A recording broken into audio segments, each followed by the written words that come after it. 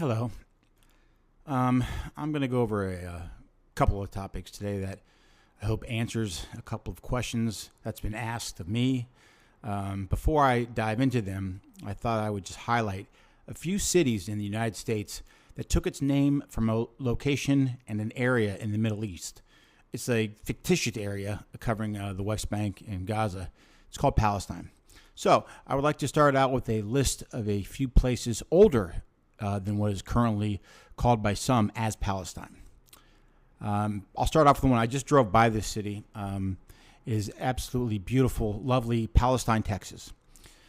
Palestine, Texas was formed in 1846, making it 178 years older than what's called Palestine in Gaza and the West Bank. Next, we'll move on to the beautiful city of Palestine, Illinois.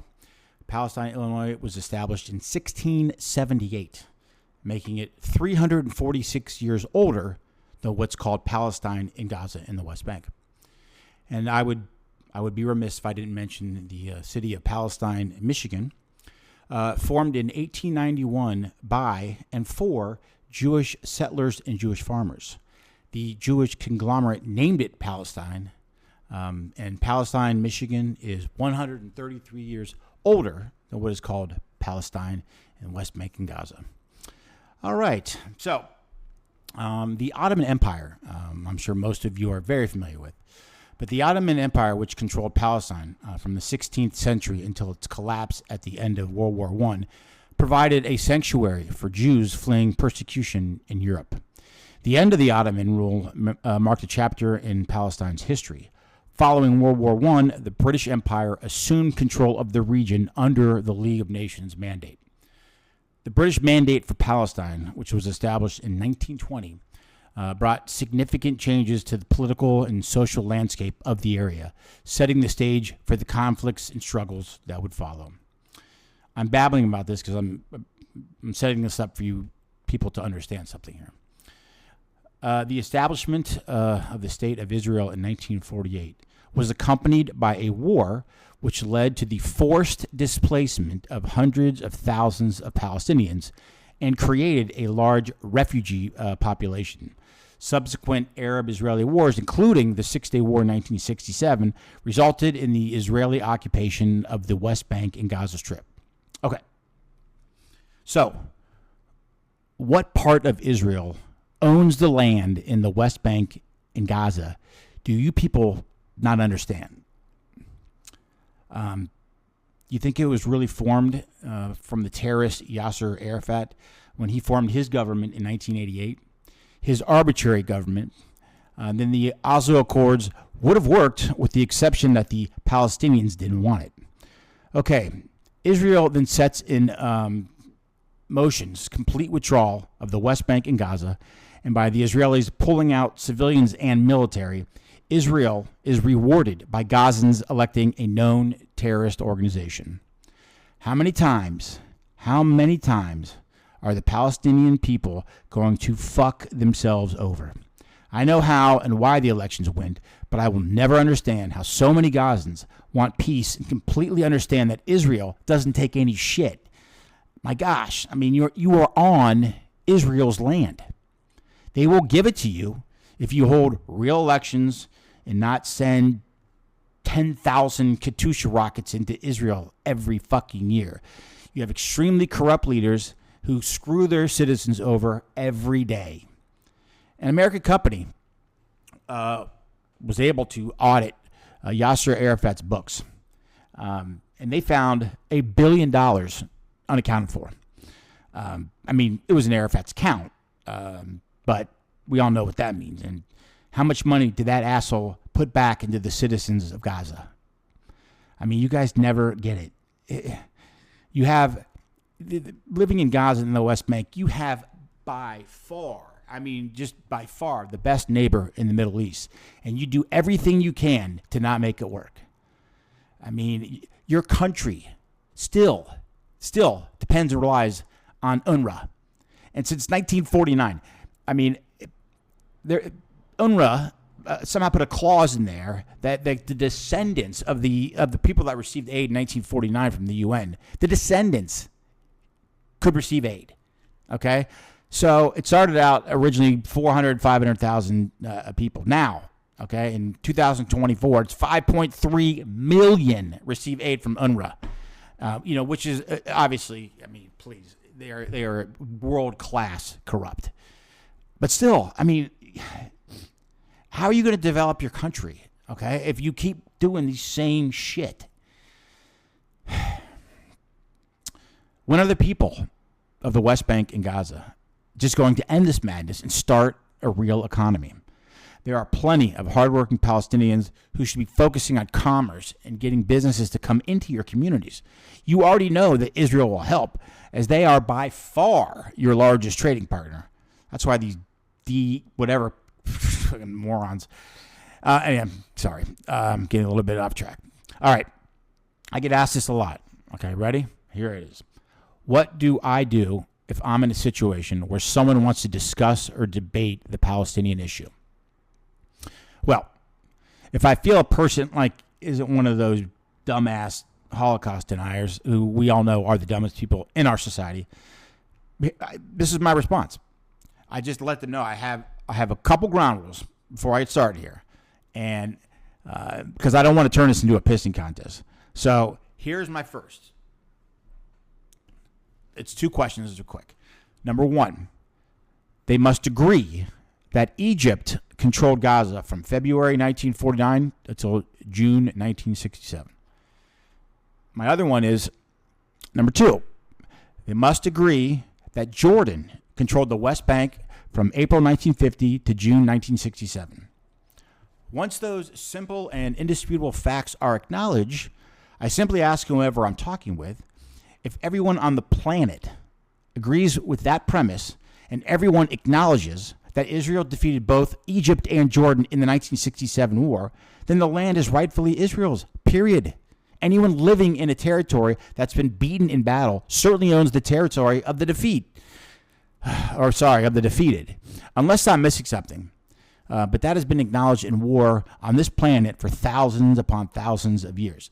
Unabated ownership and control, and there is no stipulations, no strings attached. They are irrefutable truths. Okay? Period. Do you know how many countries over the years have fought battles against military and civilians of a country, and once conquered, the winner takes the land? Okay? Not only is that land Israel's in any form of the word, but they took a shithole place to boot. In order for someone to say that Gaza and the West Bank are their own territory, then they must prove that Egypt and Jordan never owned the land. If you can prove that they never owned the land, then you got an argument. Countries have taken over countries for thousands of years. Whomever has taken over that land doesn't own it by someone's feelings. They don't theoretically own the land. No. Israel owns that land and lost lives in a battle to claim it. Say it again with me. Israel owns the West Bank and Gaza. Period. Now, here's a couple of reasons why I rarely discuss or debate pro-Palestinians. And by the way, I am very, very much pro-Palestinian. They've had it rough over the last 70 years. But you know what? What do? They never change. And they have the same leaders who don't give 2 shits about them. And, they're killed in these battles that they know Israel's going to 100% respond to. I mean, they know it. Anyway, here's the main reason why I rarely discuss or debate the West Bank and Gaza with anyone. Now, I believe, and this number could be a little off, I'm at 99.99% of them have no fucking idea about Gaza and the West Bank. If I wanted to get to a frivolous screaming match that has no basis of fact, I'd call. But again, if a person agrees that Jordan and Egypt controlled or owned the West Bank and Gaza, and Israel defeated both countries, then Israel took the land by force in a war they didn't start. Tell me I'm wrong. Show me where I'm wrong. Now, once they have said yes, to my 2 questions, then my first question simply would be this. If you agree that Egypt, Jordan, Syria, with the Golan Heights, owned the land mentioned above, not borrowed the land, but outright owned the land, territory, space mentioned above, then I repeat, then lost those territories in a war to Israel, how can any person on the planet not agree in battle Israel fairly picked up those lands in war? If anyone can prove to me that Egypt and Jordan did not own Gaza and the West Bank, then I'm all ears. I've said it 10 times. Is there an example how a country picked up territory from another country in a war they didn't start or want, and the world condemns them? I mean, anyway, it's irrelevant, because if you like it or not, whomever takes land by successful force owns the land. If another country was put in the same predicament Israel is in, would they do something different? A neighbor who launches tens of thousands of rockets that have no guidance systems shot into Israel arbitrarily, virtually every day? What about having a neighbor that in its charter is destruction of your country that you're currently living in? I mean, this may shock some people, but Gaza ain't Canada. And let me tell you, Egypt and Jordan definitely, and I mean definitely, won that war by losing Gaza and the West Bank.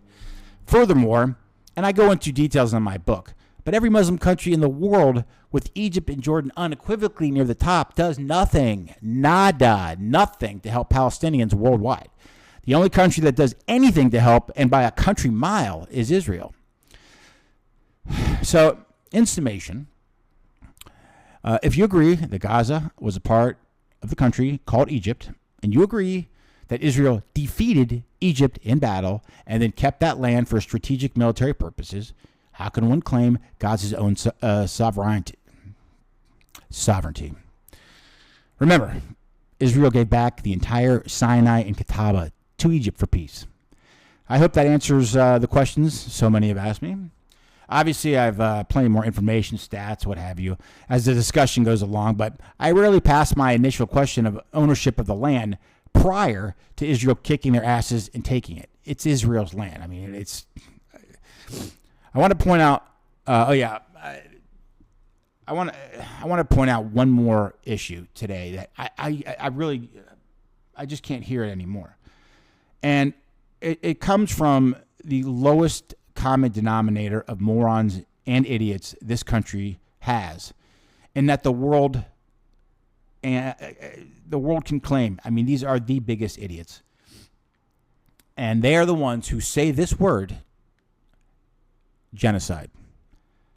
Some of you fucking douchebags call out Israel for genocide of the Palestinians. Genocide. Population in Gaza in 1967 by Israeli census was 354,700. Egypt states it was 454,900. Fuck, who knows? I'll split it, and I'm pretty confident saying that Gaza's population in 1967 was around 400,000. 2023 estimated population is 2.1 to 2.2 million Palestinians. They have one of the highest population densities and an annual population rate of 1.99%, which is currently 39th in the world. Genocide, you fucking clowns. My point is, Israel has to be the worst implementer of genocide in world history if you believe that they are causing genocide. The worst. What dumbasses keep calling Israel a country committing genocide? Who? To whom? To Hamas? Hezbollah? If anyone listening to this video has called, mentioned, thought about, contemplated, whatever, that Israel's committing genocide in Gaza and the West Bank, please know you're a fucking moron. And you, yes, you, are a participant in the ignorance and dumbing down of this great country. It's disgusting to me that people toss around that word when it's not even remotely close to actual genocide and what people have really gone through. I mean, it wasn't that long ago when professors taught history. I don't know what they teach today. And by definition, and any definition, would Israel be called out for genocide? Where are the mass graves, the encampments, you fucking twits? Israel let a freaking terrorist group run Gaza. Let me repeat that. They let a terrorist group win by vote, and they let them run the freaking country, a terrorist. And where is the fucking genocide? Oh, my gosh. I don't know. Genocide, you have to be...